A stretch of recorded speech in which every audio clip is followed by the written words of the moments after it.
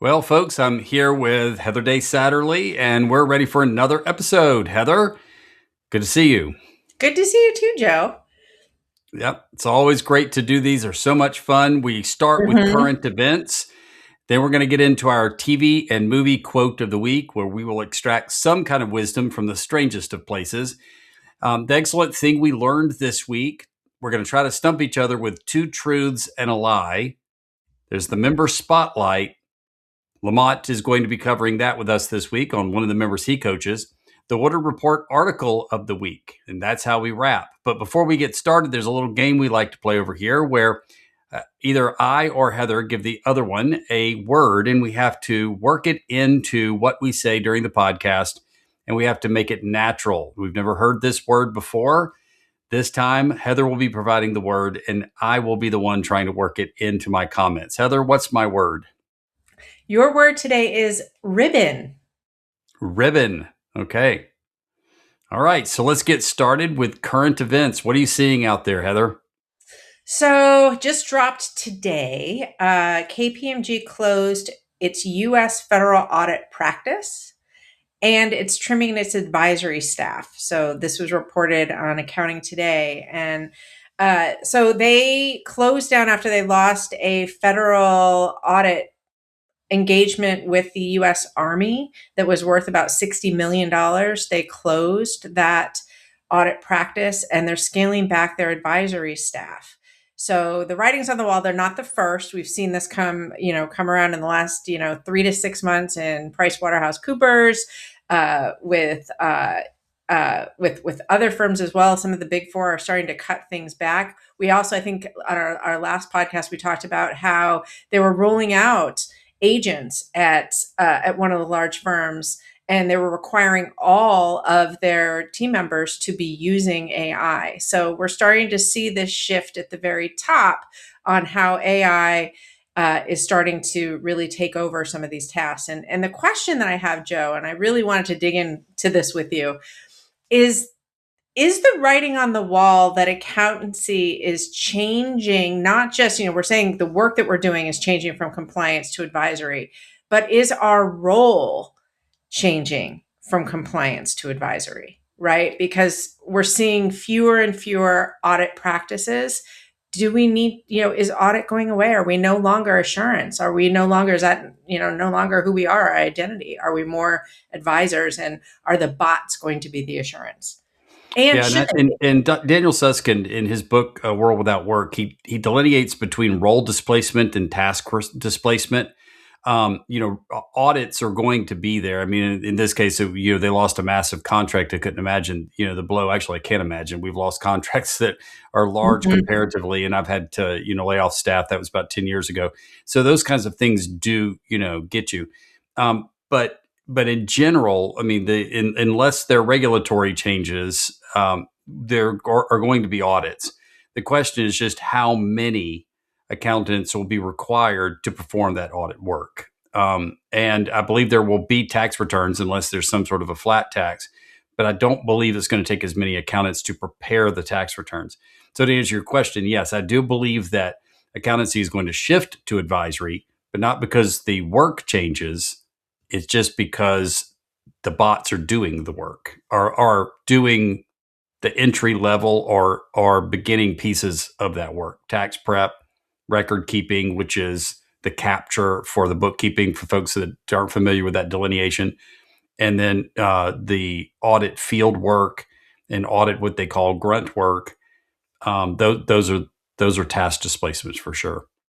Interesting. Yeah, no, and I think that's true. It'll be interesting.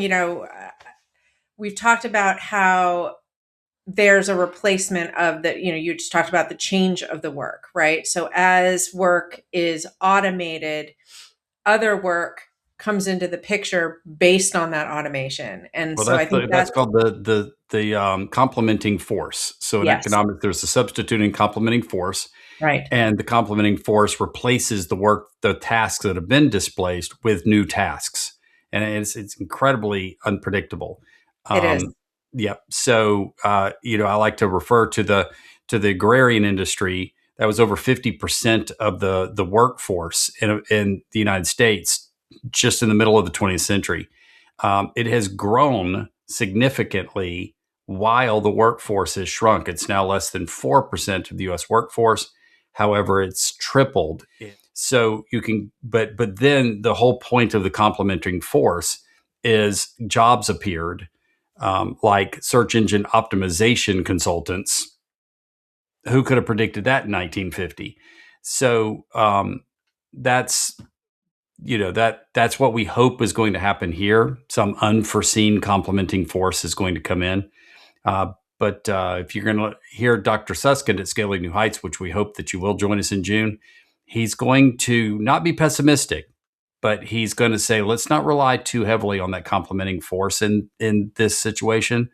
This is the first technology that's been able to mimic human thought. And when you do that, the complementing forces may be limited. So it's going to be an interesting future. No doubt, no doubt. And the acceleration of this technology has just picked up, Yes, the it pace of feels like the tenfold. development is unreal. Yes. It really, really is. So, Yep. And I know this is actually could be in one of my fun facts that I learned. Actually, I'm going to save it for my fun fact I learned because I'm just going to change that up on the fly because it's so relative to what we just said. So we'll get to there in just a minute. Meta has laid off 10% of its workforce this week. So we kind of had similar topics we came up with, Heather. And I'm just coming at it from the technology segment. But what happens in one sector of the economy is just an indicator of when, not if, it's going to happen to other sectors of the economy. And it's the displacement of white collar roles, computer programmers, bookkeepers, tax preparers. The research side of law. That these are that we're already seeing significant impacts. So it's not theoretical. When Meta cites artificial intelligence and leaning into AI as the reason it lays off 10% of its workforce, that's intensely real. So yeah, it'll be interesting to see how this unfolds over the next 12 to 24 months. I don't want anybody listening here to think that we are, doing a Chicken Little thing. We're not pessimist. I do believe accountancy will be strong in the world of AI. We just have to, our message to you is not that the sky is falling. It is that things are falling from the sky. I say that all the time, but it's such an appropriate metaphor. If you will look up and see what's falling and respond, then you'll be fine. If you just ignore it and pretend there's nothing happening, then you will not be fine.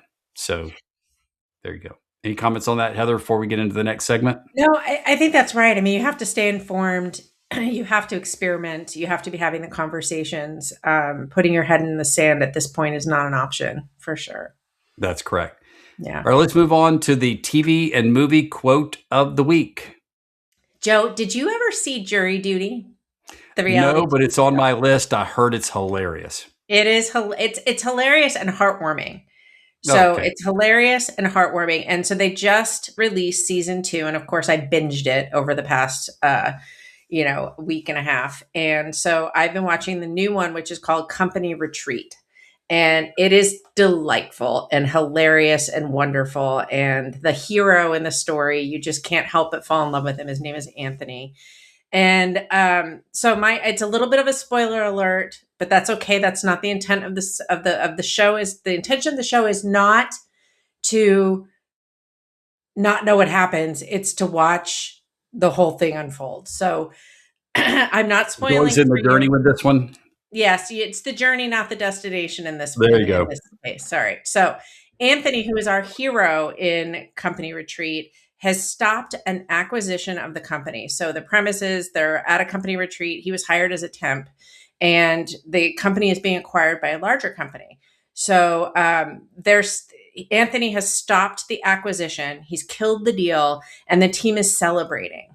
And so the CEO, Doug Womack, who Anthony does not know as an actor, is making a speech praising Anthony for taking a stand, even though he had nothing to gain from it. Like he's a temp. He has no skin in the game.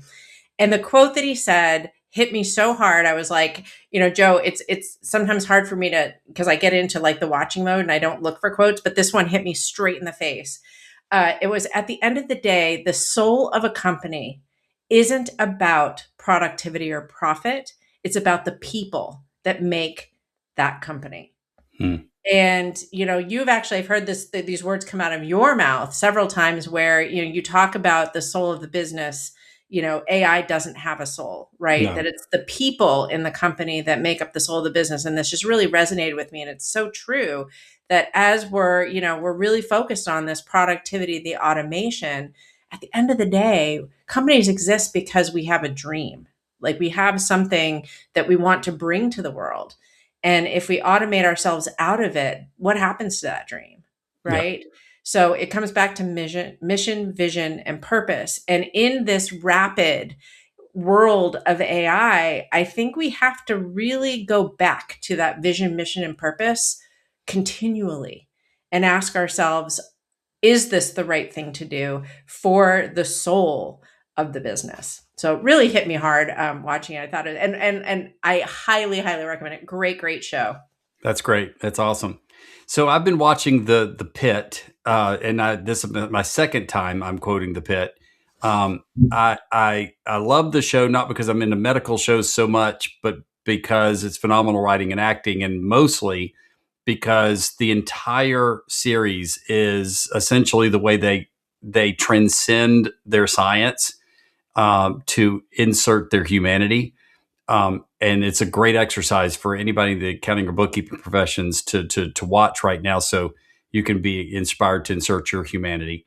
But at the end of season one, the ER's just finished a grueling day. It takes place, 16 episodes, 16 hours. So I like that part about it too.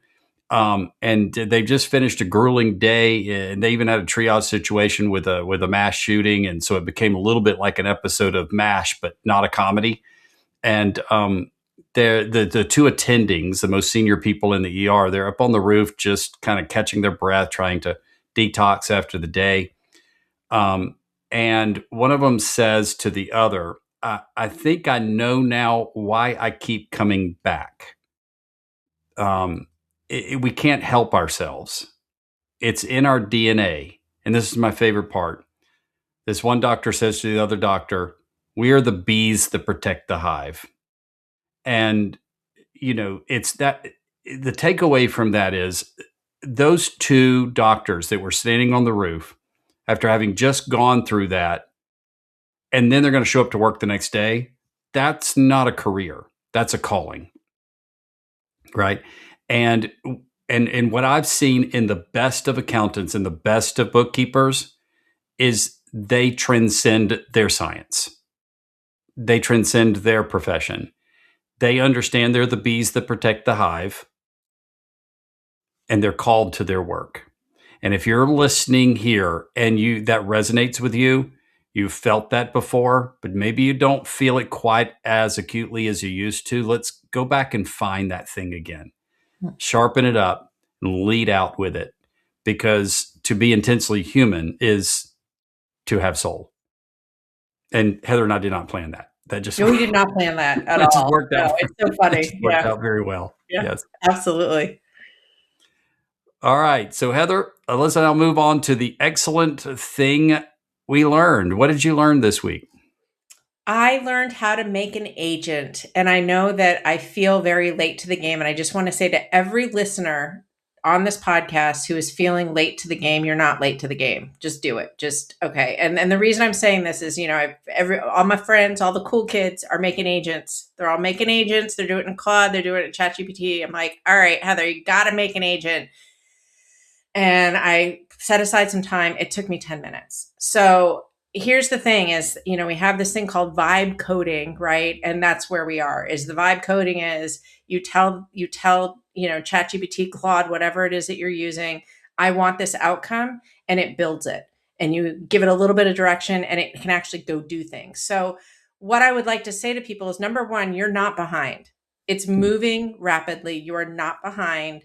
Just do it. Set aside 30 minutes to go. And even if you don't finish the agent, which I think you will, just try it. So it's really, really, really cool. And once you kind of have your finger on that power, you realize, the how this technology really does enhance the power that we have as humans, right? Because what it's able to do is curate information for us to take action in ways that only a human can do.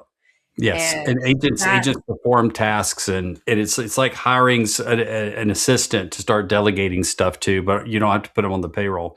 that's right. I saw something interesting.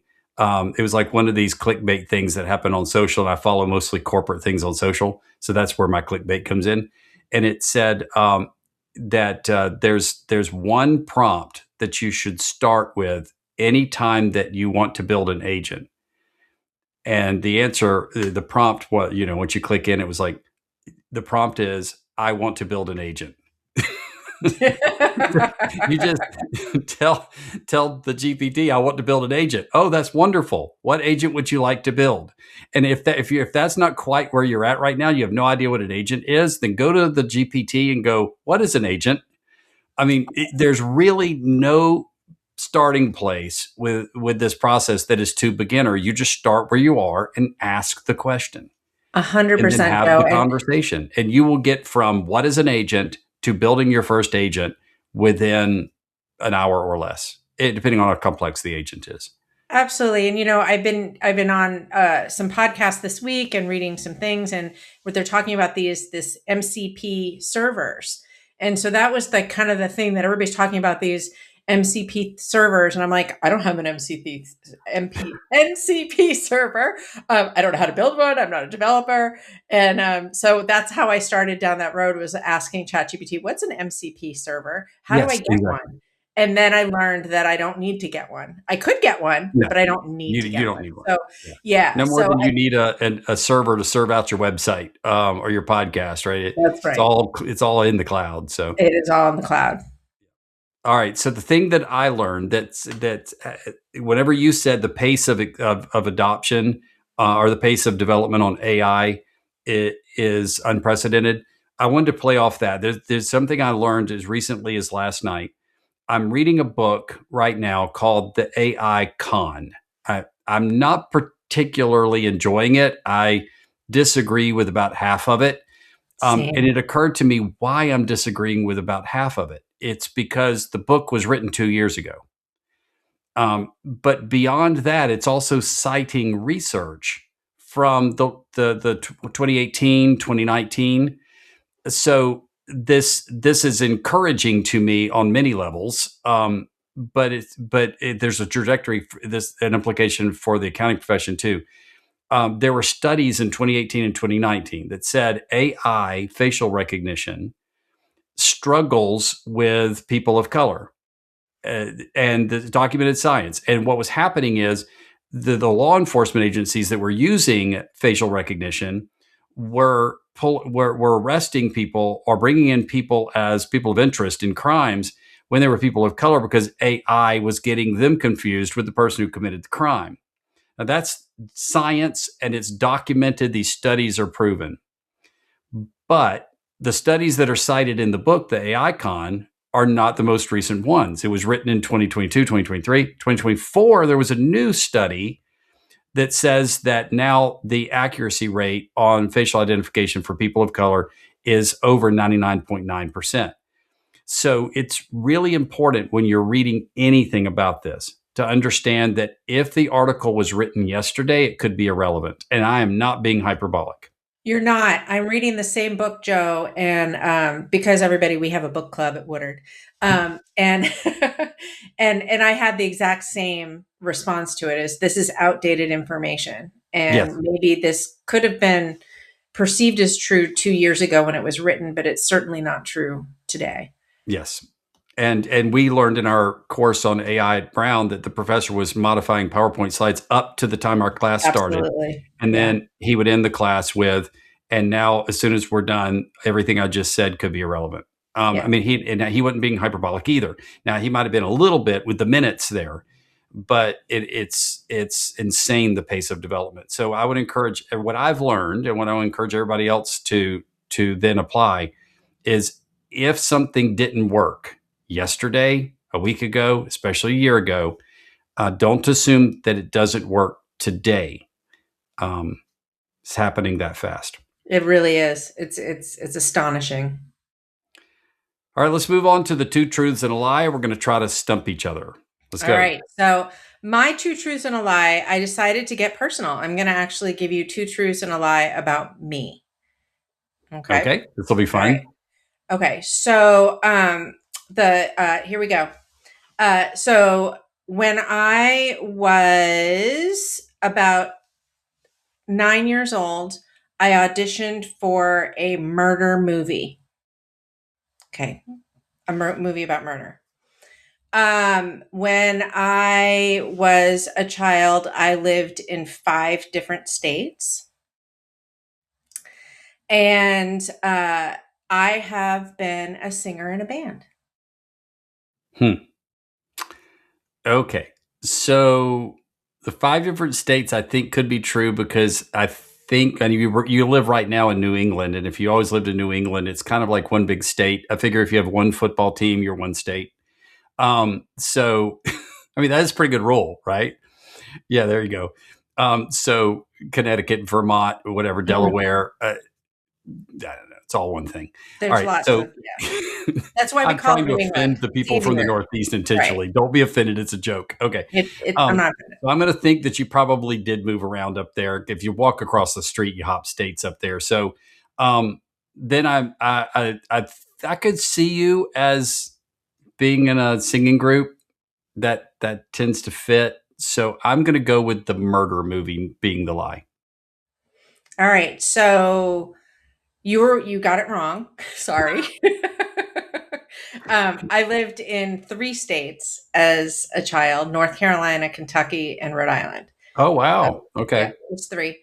4, I visited my dad who lived in Colorado. So, I mean, if that But counts, not there's 5. 4, but Yes, not okay. 5, not 5. But you're a secret Southerner. I didn't know that. Yes, I am a secret Southerner. Yes, in fact, I used to have a Southern drawl. Oh, So, yeah. that would have been fun. So I did audition for a murder movie, and I almost got the part. So I made the cut to the final screening, and then I didn't actually get the part. So it was called The Demon Murders. You can look it up. And I was going to play the role of a possessed girl. So yeah. And then I was a singer in a band. We didn't make it big or anything, but I was a songwriter, and that was a lot of fun. Okay. So then the one that was the lie was the 5 states. The 5 states was the lie. Got it. But so believable. Yes, because you're in Yeah, such it was tiny probably the state. most believable. Yeah, when you actually joined the Woodard team, you were in the smallest state in the United States. That's right. You sure were. So, well, thanks for letting me rib on you a little bit. Yeah, anytime, Joe. Yeah, you pick up on that, the word. Okay. All right. So I'm going to try to stump you now. And I'm going to make it all about 1980s music. I figure this should be pretty low-hanging fruit.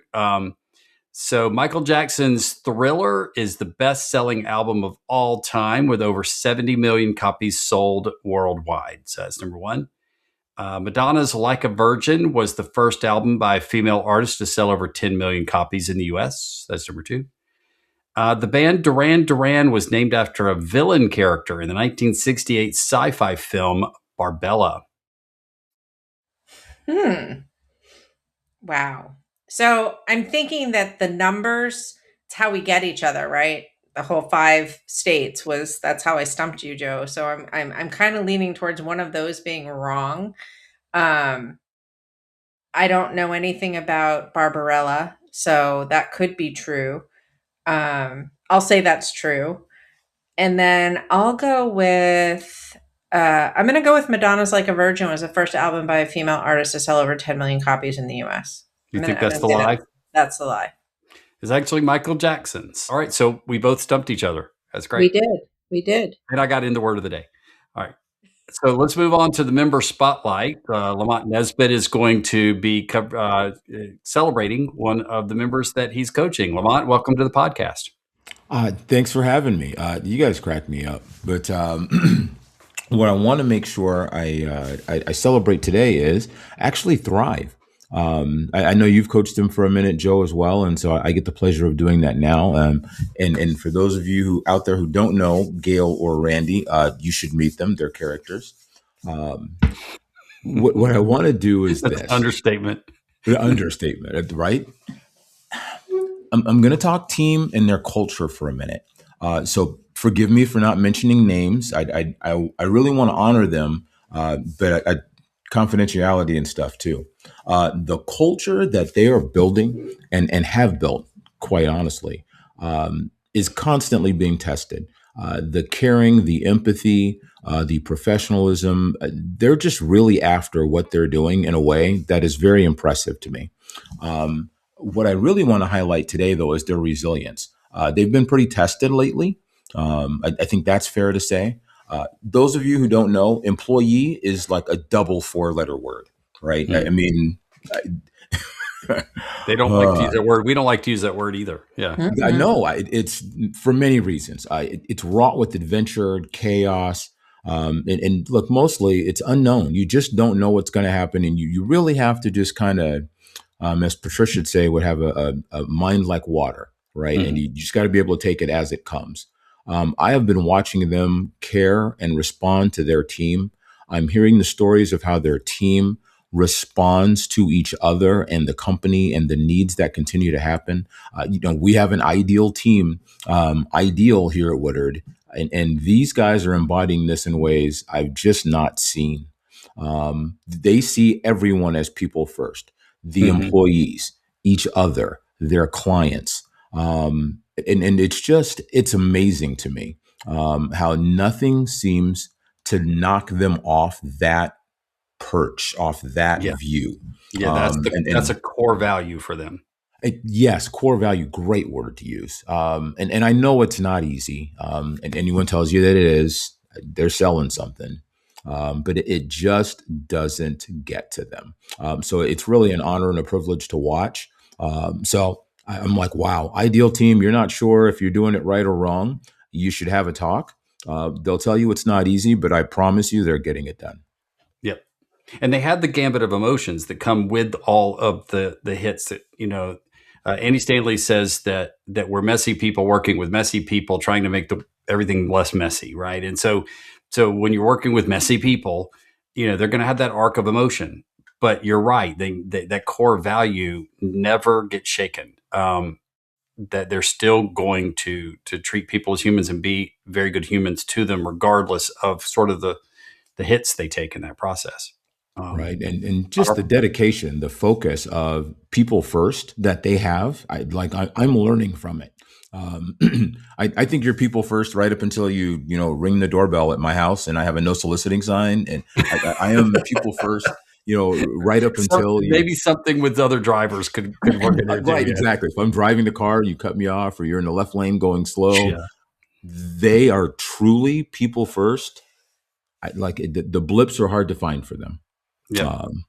To be commended. There's a great quote that comes to my mind when I think about Randy and Gail and what you've just kind of highlighted from them. It's another Andy Stanley quote, but it just came to my mind. He said, to love and to care is to be wounded. And the person who dies with the most scars wins. I thought that's a great quote. And they're taking their scars, but they're winning. Oh, so winning. That is a great quote. I did not know that one. That's a great quote. Love it. All right. We're going to wrap up with the Woodard Report article of the week. What did you pick, Heather? We have a great article by Donna Reed, and it's called The Sacred Ritual of Month End, an Accountant's Comfort Blanket. And the reason I love this article is it talks about it. The whole article is about shifting your mindset from historical to present and future facing when working with clients. So she talks about how we love the month end because we tie things up with a nice, pretty bow. We feel really, comfortable talking about what happened in the past, but talking about what's happening right now and in the future seems kind of like a leap of faith because our whole industry has been based on verification, checks, and balances. Well, with technology today, we can have real-time financials. And so we need to really lean into the fact that our clients don't want to hear about how things went. They want direction. They want direction. They want to know what's happening now. We need to get inside their heads and really be focusing on what it is that keeps them up at night. Are they able to make cash flow? How are they going to grow? Are they going to meet their numbers, right? Are they going to have meet their revenue goals? Are they going to grow to the place that they want? And when we're constantly looking backwards to say, your advertising expense increased by 5% from period 1 to period 2, we're not giving them that. So really, I love the way she breaks it down. She also actually gives you a process to go from looking in the rear view mirror versus looking forward, and how to start those conversations with your clients. So really loved it. And I think it's very timely, considering that now we have the technology that makes it easier than ever to have current financials and to be able to do that financial modeling and help our clients in the way that really they've been asking for a really long time. It's a great example of how the technology can elevate us if we'll let it elevate us. Yeah. It's good stuff. Well, Heather, that's a wrap. Thanks, Lamont, so much for being with us. And we'll see everybody next time. Take care, everyone.